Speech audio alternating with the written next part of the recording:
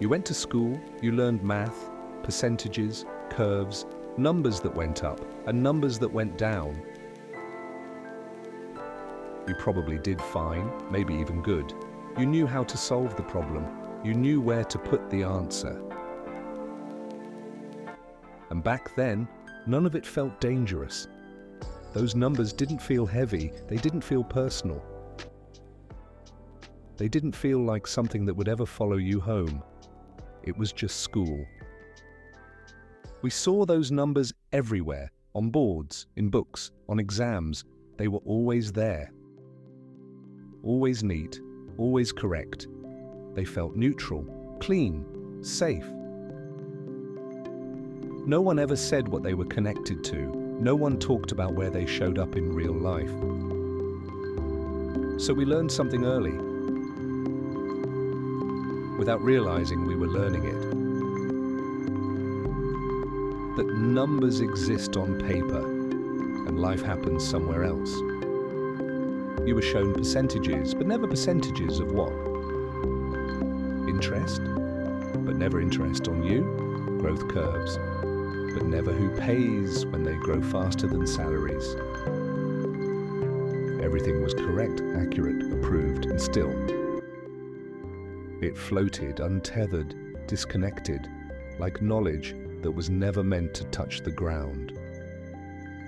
That's why it never felt urgent, because urgency only comes from consequences.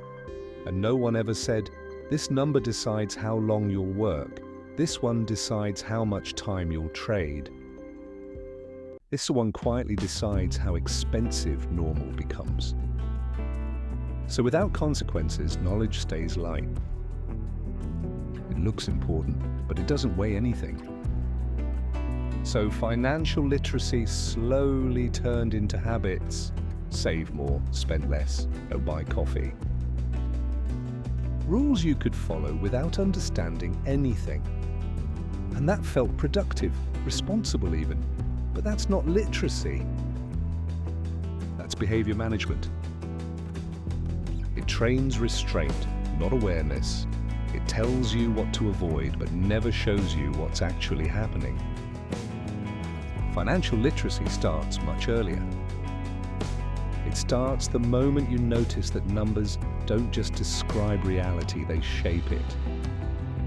Quietly, gradually, without asking.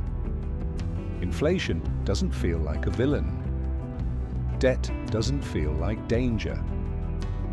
They feel normal until one day you realize they've been working the whole time.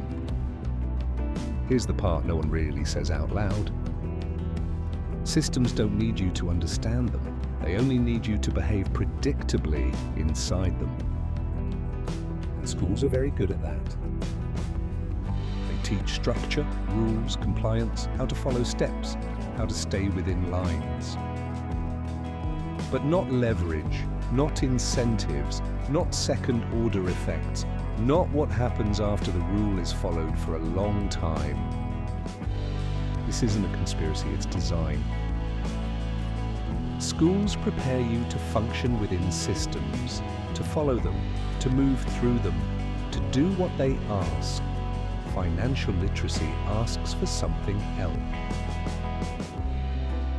It asks you to step back, to observe systems from the outside, to notice how rules reward some paths and quietly punish others. When you don't see consequences early, you usually meet them late. Not as lessons, not as warnings, but as pressure, as exhaustion, as that quiet thought. Why does this feel harder than it should? By then, the numbers aren't abstract anymore. They show up in decisions, in limits, in things you can't undo easily. They're personal.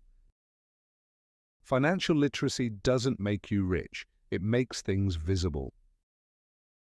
It helps you notice when effort stops turning into progress, when time is being traded, but not fairly. When rules matter more than motivation ever did. And once you see that, something changes. You don't suddenly win, you don't magically fix everything, but you stop blaming yourself for things that were never just about you.